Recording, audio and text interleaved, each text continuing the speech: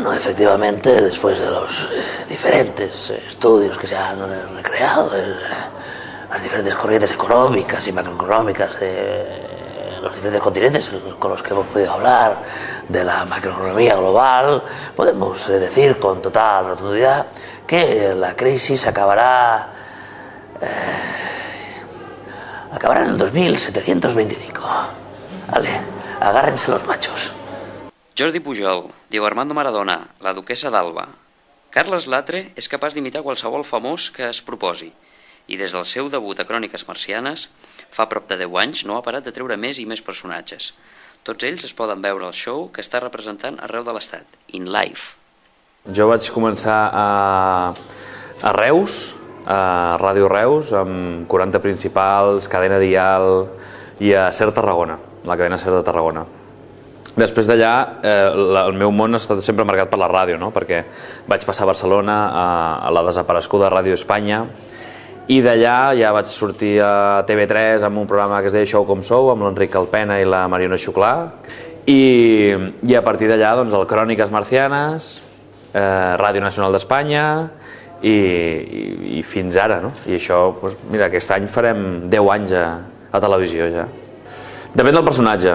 Hi ha molts personatges que surten així i que estàs sentint o fent un altre personatge i dius, mira, ara m'ha sortit un altre i el reservo i ja després continuem amb... O hi ha personatges que porten molt de temps i mesos potser de preparació, de veure matisos, de veure tics, de veure formes de parlar o personatges que creies que no sortien, que de sobte et ve un matís o et ve una història per poder fer-lo, no? Disfruto molt en cada un dels moments que vaig fent amb diferents personatges, no?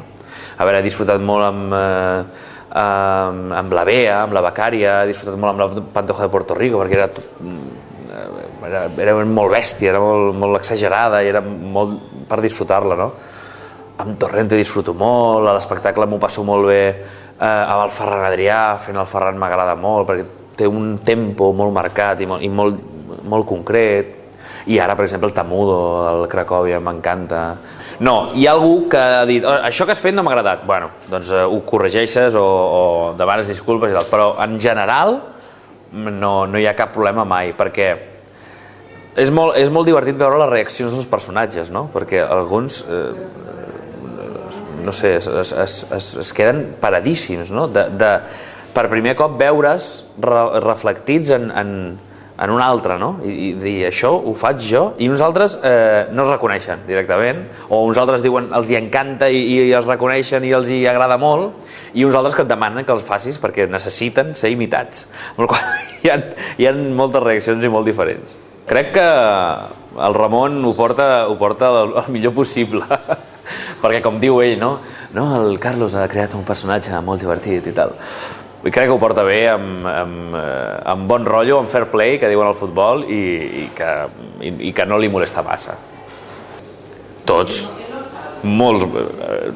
Has de tenir en compte que la meva època de Cròniques Marcianes jo vaig començar amb 20 anys i vaig sortir d'allà amb 26. O sigui, em vaig crear professionalment, indubtablement. Allò va ser la meva escola, i a més tenir el Cerdà com a mestre a televisió, el Julio César Iglesias a la ràdio, i tots els professionals amb els que he pogut treballar i he tingut la sort de treballar, doncs va ser records professionals meravellosos.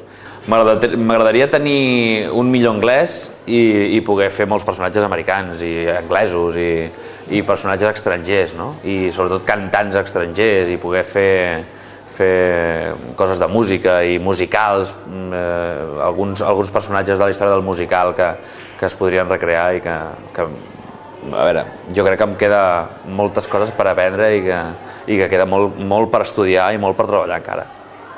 Tampoc hi ha un favorit, perquè fixa't que cada disciplina, com si parléssim amb gimnàstica, cada disciplina és completament diferent. El doblatge és fantàstic, però és un temps concret, una tècnica concreta. La televisió és immediatesa, és directa, és show.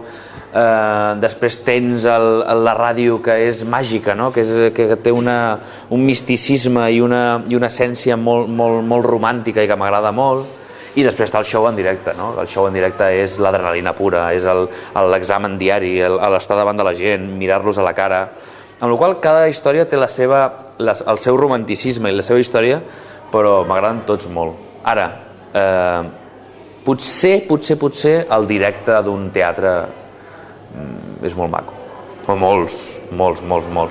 Hi ha un imitador a Amèrica que es diu Steve Bridges, que és sensacional, que l'hem pogut veure fent recreacions de Bill Clinton, de l'expresident Bush, d'Arnold Schwarzenegger, o sigui, era increïble.